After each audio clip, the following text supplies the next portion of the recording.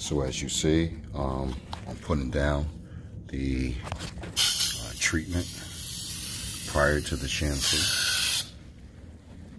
So as you see, I've already pre-treated these areas after vacuuming. This is after vacuuming. Now we're going to pre-treat the area.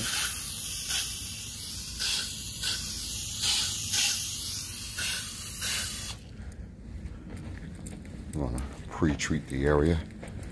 I just kind of went back over some spots. Although in the video, I may not get to all of them to show you because I've already did them all. I'm just kind of recapping some of them just so you can see that, you know, you certainly want to pre-treat the rug first, especially where you see these spots at. You want to pre-treat the rug prior to running your shampoo. After vacuuming, very important. This occurs after you thoroughly have vacuumed the room. Okay, you cannot do this before you vacuum. That just doesn't make any sense.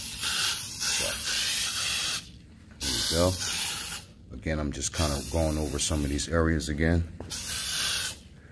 And as you see, I have my carpet scrubber.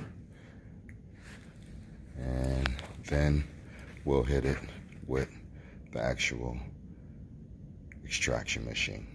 Thank you.